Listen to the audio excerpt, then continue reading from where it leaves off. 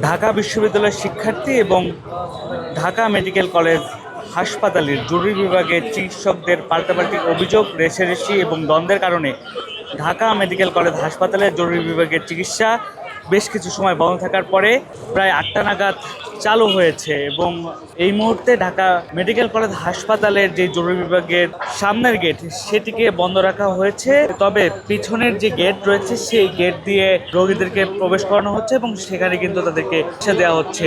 এখনও Dhaka medical college হাসপাতালের জরুরি বিভাগের সামনে পুলিশ অবস্থান নিয়েছে এবং দুই স্তরে কিন্তু পুলিশ সদস্যরা দাঁড়িয়ে রয়েছে যাতে কোনো ধরনের অপ্রীতিকর ঘটনা না ঘটে। তবে এই মুহূর্তে ঢাকা বিশ্ববিদ্যালয়ের যারা শিক্ষার্থী রয়েছে ঢাকা মেডিকেল কলেজ হাসপাতালের জরুরি বিভাগের সামনে অবস্থান নিয়েছিল তারা কিন্তু এই মুহূর্তে সরে গিয়েছে। একইভাবে যদি বলে রাখি যে ঢাকা মেডিকেল কলেজ হাসপাতালের জরুরি বিভাগের সামনে যে চিকিৎসকরা ছিলেন, যে মেডিকেল শিক্ষার্থীরা ছিলেন গেটের ভিতরে, তারাও কিন্তু সরে গিয়েছেন। এই মুহূর্তে যদি বলে রাখি যে জরুরি বিভাগের যে চিকিৎসা সেটি কিন্তু শুরু হয়েছে আধা ঘন্টা আগে, কিন্তু সেই চিকিৎসা সেবা যেটি ছিল সেটি কিন্তু পুনরায় শুরু হয়েছে। আমরা সেই বিষয়টি আপনাদেরকে একটু দেখানোর চেষ্টা করব।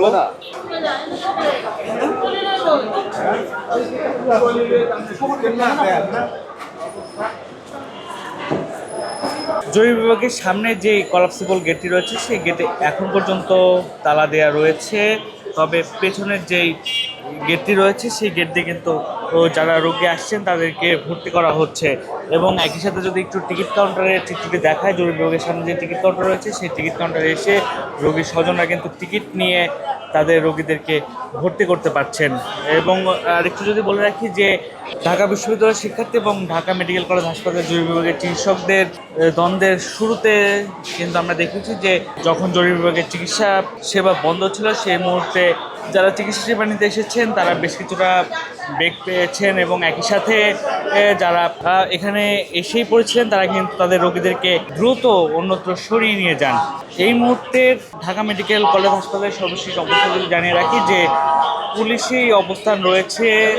পুলিশ জরুরি বিভাগের সামনের যে প্রধান ফটকটি রয়েছে তার সামনে কিন্তু দাঁড়িয়ে রয়েছেন এবং ঢাকা বিশ্ববিদ্যালয়ের শিক্ষার্থী যারা জরুরি বিভাগের সামনে ছিলেন তারা সরে গিয়েছেন। একই সাথে জরুরি বিভাগের যারা চিকিৎসক এবং যারা মেডিকেল শিক্ষার্থী ছিলেন তারাও কিন্তু সরে গিয়েছেন। এই জায়গাটি থেকে জরুরি বিভাগে যে চিকিৎসা সেবা সেটি কিন্তু পুনরায় চালু হয়েছে, রোগীরা আসছেন এবং জরুরি বিভাগে তারা কিন্তু জরুরি বিভাগে তারা চিকিৎসা সেবা নিতে পারছেন এই মুহূর্তে।